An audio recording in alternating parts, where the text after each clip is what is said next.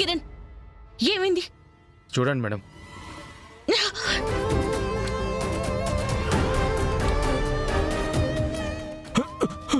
కిరణ్, ఏదైనా క్లాత్ తీసుకురా fast. Okay madam.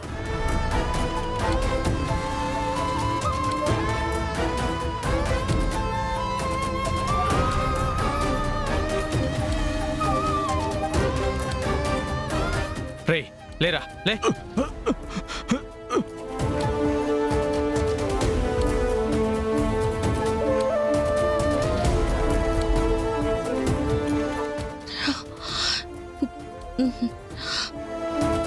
జడి చూస్తుంటే ఎవరో మానభంగం చేసి చంపేశారు. కిరణ్ మేడం. స్టేషన్ కి కాల్ చేసి ఇన్ఫార్మ్ చేయి. అలాగే మేడం. ఫారెన్సిక్ వాళ్ళని కూడా రమ్మని చెప్పు. సరే మేడం.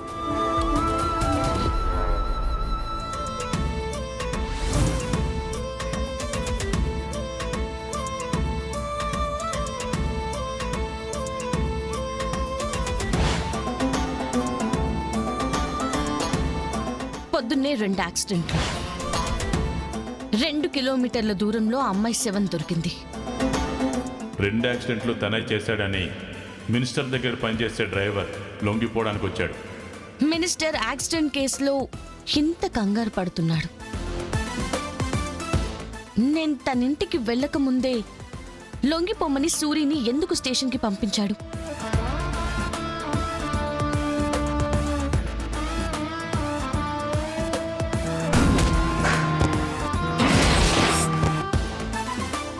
ఆ మర్డర్స్కి ఈ మర్డర్కి ఏమైనా లింక్ ఉందా?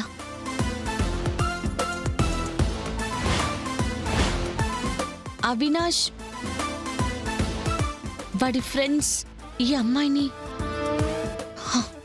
వాళ్ళే ఏదైనా చేసి ఉంటారంటావా జడి?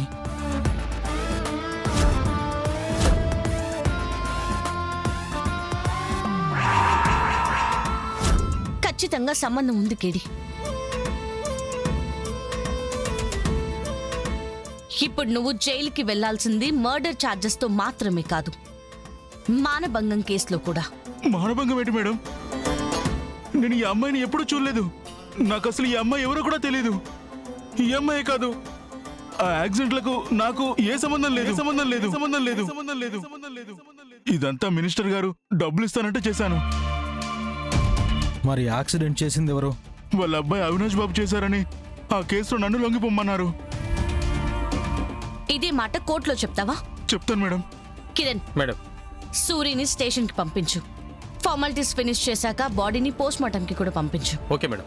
అలానే అమ్మాయి డీటెయిల్స్ కనుక్కొని వాళ్ళ ఫ్యామిలీకి ఇన్ఫార్మ్ చేయండి. Okay sir.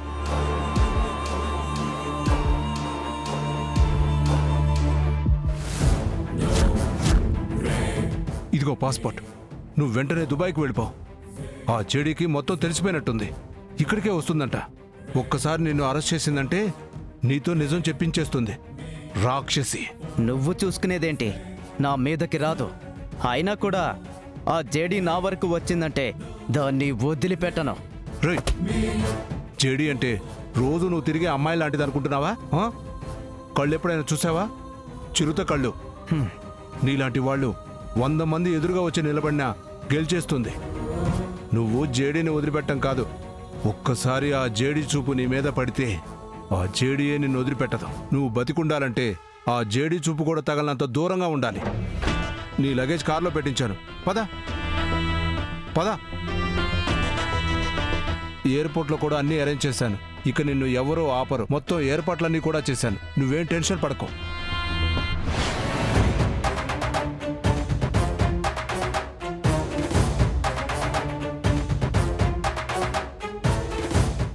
చేసి తప్పించుకోలేరు, అరెస్ట్ చేయకుండా ఆపలేరు, శిక్ష పడకుండా పారిపోలేరు అని చెప్పాను కదా మినిస్టర్.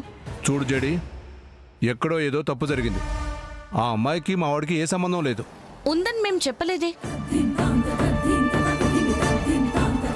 మేము వచ్చింది అవినాష్ని యాక్సిడెంట్ కేసులో అరెస్ట్ చేయడానికి.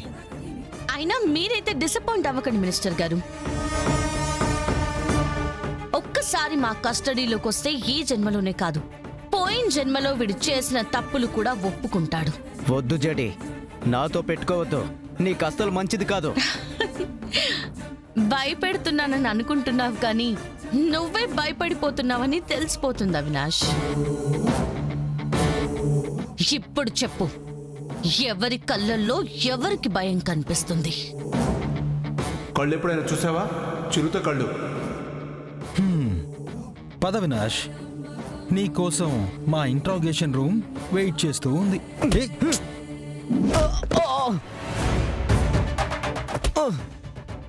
ఎక్కడికి రా, ఎక్కడికి రా పారిపోతున్నావు?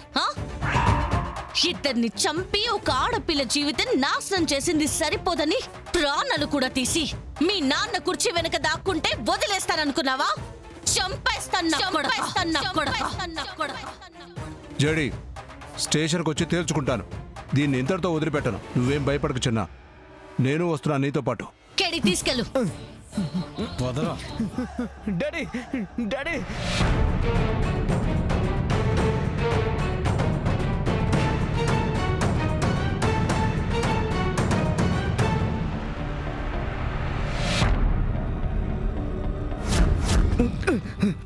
రేయ్!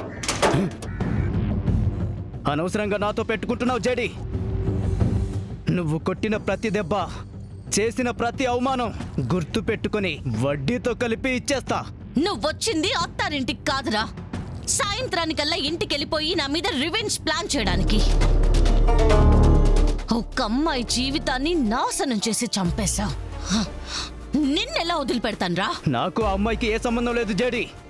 నువ్వు తప్పుగా అనుకుని నన్ను అరెస్ట్ చేశావు. ఎవరిది తప్పు సాక్ష్యాలు నిర్ణయిస్తాయి.